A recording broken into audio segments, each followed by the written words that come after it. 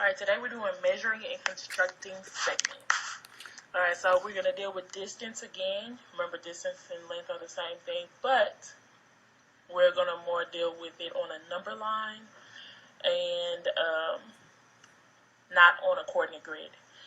Alright, so distance is between any 2 points, and it's always positive. Okay, so remember, absolute value makes a number positive, so it's always positive. You are still getting handouts, so you'll be using handouts for these next couple of notes, but then I will wean you off, which means you will not be using any more handouts, okay? All right, so example 1, we're going to use example 1 to find 2 different distances. All right, so we're going to find the distance, and I need to put bars over this.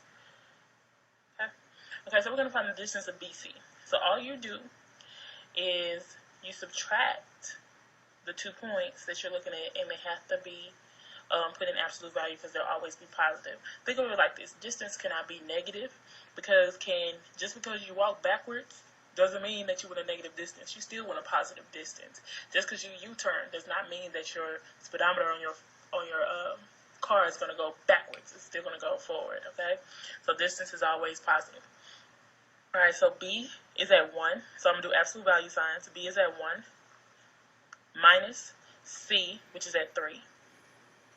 1 minus 3 gives you negative 2. And since it's absolute value, my final answer would be 2. Okay. AC, A is at negative 2, minus C, which is at 3. Negative 2 minus 3 would be negative 5. And it can't be negative, so my answer would be 5. Okay. So all you would do is take the 2 points and subtract them and make sure that your answer is positive. Alright, congruent segments. Congruent equal same. Okay, so congruent segments are segments that have the same length. Right? The way that you would know that they have the same length if they don't have the same number written for you is tick marks. Tick marks are these little markings here. Those are tick marks. That is your way of knowing that they are congruent without me telling you they are congruent. And they're very important the whole time we're in geometry. Okay? So when I see that, I would know I need to say, okay, AB, segment AB is congruent to segment CD because of the tick marks. Okay? It was something that was given to me. Okay, segment addition postulate. Remember again, postulate is something that I don't need to prove is true, and it's a statement that's already assumed to be true without any proof. So segment addition, that means we're going to add segments together, and what we're going to make them equal to should make sense. Okay, so if B is between A and C, then AB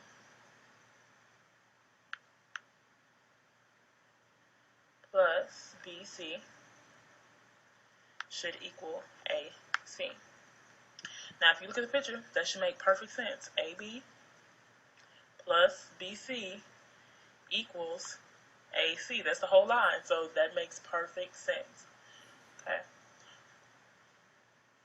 And most of the time, you will hear me say it this way: part plus part equals whole. Okay.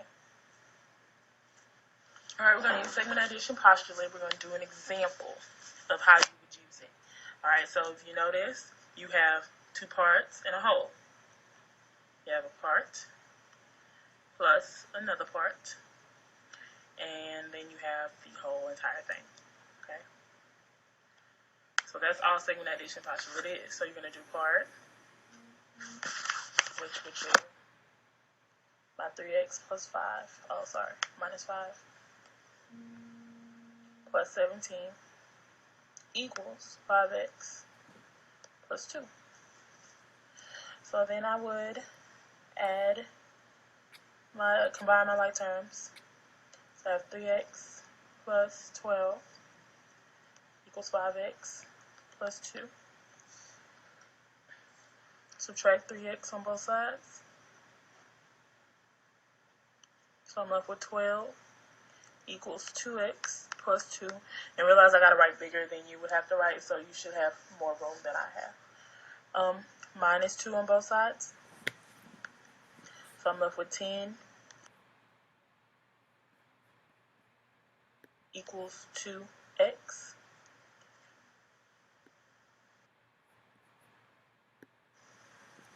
I'm out of room, so I'm going to erase this part.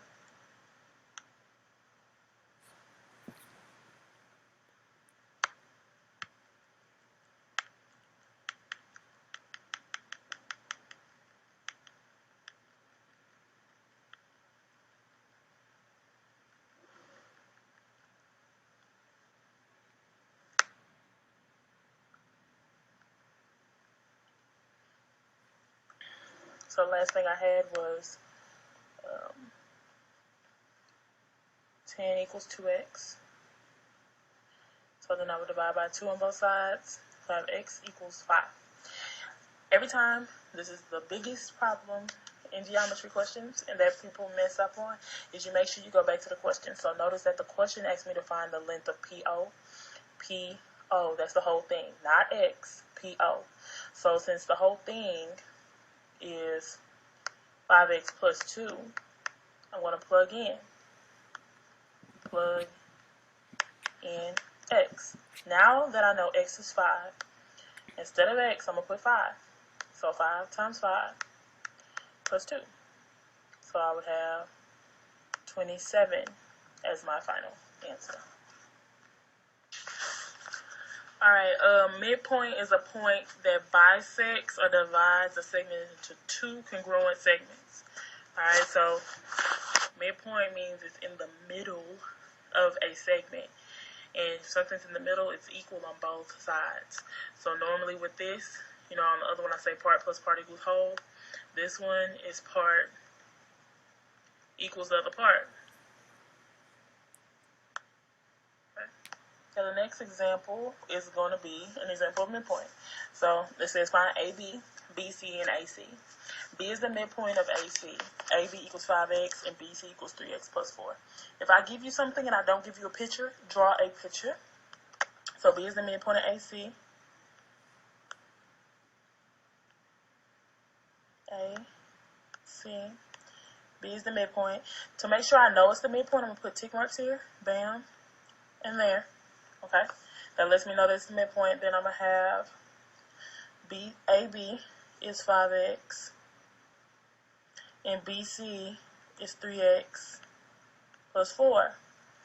And since that's midpoint and my tick marks are telling me they're equal, I'm going to have 5x equals 3x plus 4. So I will subtract 3x on both sides. I'll be left with 2x equals 4. Divide by 2. So x equals 2. Again, I go back to my question. They didn't ask me for x. They asked me to find AB, BC, and AC. So AB equals 5 times x, so 5 times 2. So it equals 10. BC, really, at this point you should think something, but I'm not going to say it yet. BC is 3 times x, which was 2, plus 4, which gives us 10. Exactly. Remember, they were equal.